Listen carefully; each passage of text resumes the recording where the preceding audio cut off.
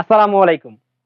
Vocabulary পড়া আর ভোকাবুলারিকে আয়ত্ত রাখা দুইটা আসমান আর জমিনের মতো পার্থক্য। সবাই বিশ্ববিদ্যালয়ে পরীক্ষা দেওয়ার সময় কিন্তু অনেক অনেক ভোকাবুলারি পড়ে যায়, কিন্তু তারা মনে রাখতে পারে না। এই ভোকাবুলারি হচ্ছে কি স্টুডেন্টদের জন্য একটা আতঙ্কের নাম। কেন তারা মনে রাখতে পারে না? কারণ তারা সিস্টেম অনুযায়ী পড়ে না। ঠিক আছে? সো আজকে আমরা দেখব কিভাবে ভোকাবুলারি পড়বো। আমরা একটা ডেমো ক্লাস করব। সো সবাই দেখো। এখানে একটা ওয়ার্ড আছে। ওয়ার্ডটা হলো কি? এভেইড। এভেইড অর্থ কি? এটা আগে আমাদের একটু জানতে হবে। ঠিক আছে? তো আমরা হচ্ছে যখন লাইভ ক্লাসগুলো নিব তখন হচ্ছে গিয়ে আমরা দেওয়া থাকবে স্ক্রিনে, তোমরা হচ্ছে কমেন্টে আনসার করবা। এখন হচ্ছে আমরা ডেমো ক্লাস করে দিই, এইজন্য রেকর্ডিং ক্লাস। সো দেখো, এবেট মানে কি? আমরা জানি এবেট মানে হচ্ছে গিয়ে প্রশমিত করা। কি করা? প্রশমিত করা। ঠিক আছে? বা তীব্রতা কমিয়ে আনা। হ্যাঁ, এরকম একটা আছে। তীব্রতা কমিয়ে আনা। তীব্রতা কমিয়ে আনা। এবেট শব্দের অর্থ আমরা জানলাম। প্রথমে আমরা মূল শব্দের অর্থটা জানলাম। কি চাওয়া হয়েছে? বলছে what is the synonym of the word abate. তো অ্যাবেট শব্দের একটা সমার্থক শব্দ আমাদেরকে বলতে হবে, এখানে আমাদের চিহ্নিত করতে হবে। তো এখানে হচ্ছে আমরা দেখলাম যে প্রথমে যে ওয়ার্ডটা দেওয়া আছে, কি ওয়ার্ডটা দেওয়া আছে? রিডিউস। রিডিউস মানে কি? রিডিউস মানে হচ্ছে কি কমিয়ে আনা। রিডিউস মানে কি? কমিয়ে আনা। তারপর কি দেওয়া আছে? ইন্টেন্সিফাই। ইন্টেন্সিফাই মানে কি? ইন্টেন্সিফাই মানে হচ্ছে তীব্রতর করা। তীব্রতর করা।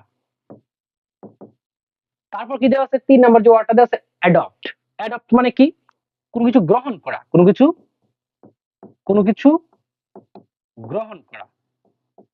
গ্রহণ করা। লাস্টে যে ওয়ার্ডটা দেওয়া আছে রিনাউন্স। এই রিনাউন্স মানে হচ্ছে অস্বীকার করা। কি করা?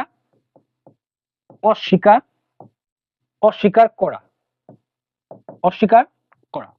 দেখো, এখন আমরা যদি জাস্ট এইভাবে অর্থগুলো জানি তাহলে কিন্তু আমাদের হবে না। এই অর্থগুলা যতক্ষণ অব্দি একজন স্টুডেন্ট বিভিন্ন সেন্টেন্সে ইউজ না করবে তাহলে কখনোই কিন্তু সে এই অর্থটা ভালোভাবে জানবে না। সো আমরা যখন হচ্ছে ক্লাসে তোমাদেরকে যখন পড়াবো, অনলাইন ক্লাসে যখন তোমাদেরকে পড়াবো, তখন অনেকেই কমেন্ট করবে সঠিক আনসারটা। তোমরা অনেক যখন কমেন্ট দেখবা তখন কিন্তু এই জিনিসটা মাথায় চলে আসবে। যখন আমরা আলোচনা করব, আরো অনেকেই যখন এটা সঠিক আনসার দিবে, তুমি যখন এই জিনিসটা দেখবা তখন এই জিনিসটা তোমার আলোচনার সাপেক্ষে তোমার মাথার মধ্যে একদম গেঁথে যাবে। এখন দেখো, এই ওয়ার্ডটা নিয়ে আমরা একটু বিশ্লেষণ করব। ওয়ার্ডকে যদি বিশ্লেষণ করে না পড়ো তাহলে সেটা মনে থাকবে না। থাকলেও সেটা হচ্ছে সাস্টেনেবল হবে না। এটা শর্ট টাইমের জন্য থাকবে, পরবর্তীতে তুমি লং টাইমে হচ্ছে তুমি ভুলে যাবে। ঠিক আছে? সো আমরা যদি একটু দেখি, আমরা এখানে সঠিক আনসারটা দেখবো। এখানে সঠিক আনসারটা হলো কি? রিডিউস। তো রিডিউস যদি আমাদের সঠিক আনসার হয় তাহলে আমাদের সঠিক আনসার অব্দি দেখে কিন্তু আমাদের শেষ না। কেননা যদি আমরা এই ৫টা শব্দের অর্থ আর শুধু সঠিক আনসারটা দেখে ফেলি তাহলে কিন্তু আমাদের এই জিনিসটা মাথায় কাটবে না।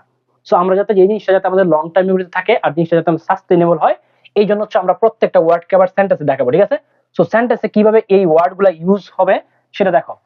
প্রথম যে সেন্টেন্সটা আমরা আসছে, প্রথম ওয়ার্ড থেকে, the medicine reduce the risk of infection. এই যে ইনফেকশনটা আছে, সংক্রমণটা আছে, এটা যে রিস্ক আছে, ঠিক আছে, এই রিস্কটা কি করছে? এই ওষুধটা অনেকটা কি করছে? কমিয়ে আনছে। ঠিক আছে? এরপর দেখো কি আছে? Intensify. They intensified their efforts to increase sales. এটা পাস্ট টেন্স আছে সেন্টেন্সটা। দেখো লিখছে এই ইনক্রিজ সেলস মানে কি? সেলস বৃদ্ধি। এই সেলস বৃদ্ধির জন্য তাদের যে এফোর্টটা আছে, চেষ্টাটা আছে, চেষ্টা তারা কি করছিল? অনেক বেশি বাড়িয়ে দিয়েছিল, তীব্রতর করছিল। ঠিক আছে? এরপর দেখো অ্যাডপ্ট, খুবই সুন্দর একটা word. They decided to adopt a child. ধরো কোনো একজন মানুষের সন্তান নাই, সে একজন সন্তান কোথা থেকে আনার একটা সিদ্ধান্ত নিল। মানুষের গ্রহণ করার সিদ্ধান্ত নিল, মানুষের দত্তক নেওয়ার সিদ্ধান্ত নিল। অর্থাৎ they decided to adopt a child. তারা কি করলো? তাদের একটা সন্তানকে কি করলো? একটা সন্তানকে দত্তক নেওয়ার সিদ্ধান্ত নিল বা হচ্ছে গ্রহণ করার সিদ্ধান্ত নিল। এরপর renounce, last word. They refuse to renounce her faith. তার হার ফেইথ মানে তার বিশ্বাস, তার বিশ্বাসটা আছে, এটা সে ত্যাগ করতে অস্বীকার করলো। ধরো তুমি একটা কিছুতে বিশ্বাস করো, কেউ তোমাকে বলতেছে যে এই বিশ্বাস ভালো না, এটা বাদ দাও, এটা তুমি বিশ্বাস করো না। তখন তুমি যে তোমার একটা বিশ্বাস আছে, তুমি সেই বিশ্বাসটা ত্যাগ করতে, বাদ দিতে তুমি অস্বীকার করবে না, আমি সেই বিশ্বাস অস্বীকার মানে ত্যাগ করব না। এখন এই যে আমরা সেন্টেন্সে এই ওয়ার্ড গুলাকে ইউজ করলাম, এরপরেও আমরা আরো কিছু কাজ করব। কেন করব? যে আমরা গ্রামাটিক্যাল অ্যানালাইসিস করব। কেন গ্রামাটিক্যাল অ্যানালাইসিস করব? যে আমরা গ্রামারে প্রসিদ্ধ হব না, গ্রামারের জন্য আমাদের আলাদা ভিডিও থাকবে, কিন্তু এইখানে আমরা আলোচনা করব এই কারণে যাতে আমরা এই 5টা ওয়ার্ডকে আরো বিস্তরভাবে জানতে পারি, এগুলো নিয়ে আরো বেশি আলোচনা হোক, আরো বেশি জানা হোক। সো দেখো, যদি এখানে একটু দেখি, এইখানে এই যে অ্যাভারেজ শব্দটা আছে, এটা একটা ভার্ব ওয়ার্ড, এটাও একটা ভার্ব ওয়ার্ড, এটাও একটা ভার্ব ওয়ার্ড, এটাও একটা ভার্ব, এটাও একটা ভার্ব। অর্থাৎ এখানে যে 5টা শব্দ দেওয়া আছে 5টা শব্দই কিন্তু ভার্ব। তো এরপরে আমরা কিছু জিনিস দেখবো একটু ছোট করে। দেখো এই যে ওয়ার্ডটা আছে এই ওয়ার্ডটা অনেকে ভুল করে, এখানে রিডিউসের সাথে একটা এস দেওয়ার কারণে অনেকে ভাবে এটা মনে হচ্ছে একটা প্লুরাল, কিন্তু এটা প্লুরাল ওয়ার্ড না, এটা একটা সিঙ্গুলার ওয়ার্ড। কেননা আমরা একটা নিয়ম জেনে নেই, অনেকেই জানো তোমরা হয়তোবা, অনেকের জন্য হয়তোবা নতুন, যে বার্বের সাথে যদি কোনো সময় এস বা ইএস যুক্ত থাকে তাহলে এটা হয় সিঙ্গুলার, ঠিক আছে। কিন্তু নাউনের সাথে যদি কোনো সময় এস বা ইএস যুক্ত হয় তাহলে এটা হয় প্লুরাল। এই জিনিসটা আমরা মাথায় রাখবো, ঠিক আছে। যেমন আমরা যদি উদাহরণস্বরূপ যদি দেখি তাহলে কি হয়, যেমন ধরো হচ্ছে আমি এখানে একটু লিখে দেখাই, নিচে একটু লিখে দেখাই। ধরো আমি লিখলাম যে দে গোস, কি দে গোস, গোস, তাহলে এই গোসটা এখানে হচ্ছে কি একটা সিঙ্গুলার, ঠিক আছে। আমরা বলতে পারি যে দা বয়েস, দা বয়েস, এই বয়ের একটা নাউন এর সাথে এস যোগ করলাম, এটা কি হয়ে গেল একটা প্লুরাল নাউন হয়ে গেল। আগে কি ছিল সিঙ্গুলার, বয় হলো সিঙ্গুলার, এস যোগ করলাম প্লুরাল। তাহলে আমরা এখান থেকে কি শিখলাম, ভার্বের সাথে যদি হচ্ছে এস বাই এস যুক্ত হয় তাহলে এটা সিঙ্গুলার হয়ে যায়, আর নাউনের সাথে এস বাই এস যুক্ত হলে এটা প্লুরাল হয়ে যায়। এরপর এখানে একটা সুন্দর ওয়ার্ড আছে, এই যে এই ওয়ার্ডটা, এই ওয়ার্ডটা কিন্তু একটা নাউন ওয়ার্ড। কেন একটা নাউন ওয়ার্ড, আমরা জানি এখানে টি আই ও এন বা এস আই ও এন, ঠিক আছে। এই সব এই জিনিসগুলো যদি থাকে কোন একটা ওয়ার্ডে তাহলে এই শব্দগুলো কি হয়, নাউন হয়।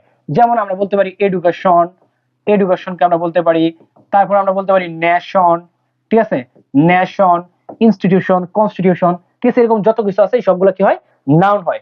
খুবই গুরুত্বপূর্ণ একটা জিনিস দেখো, সবগুলাই একটা জিনিস কমন, সেটা হচ্ছে দেখো এখানে হচ্ছে আচ্ছা এই ওয়ার্ডের আরেকটা জিনিস হয়ে গেছে, এখানে দেখো দি রিস্ক অফ, তাহলে একটা আর্টিকেল, নাউন, প্রিপোজিশন। আমরা জানি প্রিপোজিশন আর আর্টিকেলের মাঝে যে সব ওয়ার্ডটা থাকবে সেটা কি হবে, সেটা একটা নাউন ওয়ার্ড হবে। এখানে দেখো to increase, to adopt, to renounce, সবগুলা টু দিয়ে একটা ভার্বকে যুক্ত করেছি। টু দিয়ে যদি কোনো ভার্বকে যুক্ত করা হয় তাহলে এটাকে আমরা বলতে পারি ইনফিনিটিভ, ঠিক আছে। To plus verb one, to plus verb one সমান সমান ইনফিনিটিভ, ঠিক আছে। এই জিনিসটা আমরা জেনে ফেললাম। দেখো এখানে যদি আমরা আগের নিয়মটা মিলাই তাহলে এটা একটা আর্টিকেল, এটা একটা নাউন, এটা একটা প্রিপোজিশন।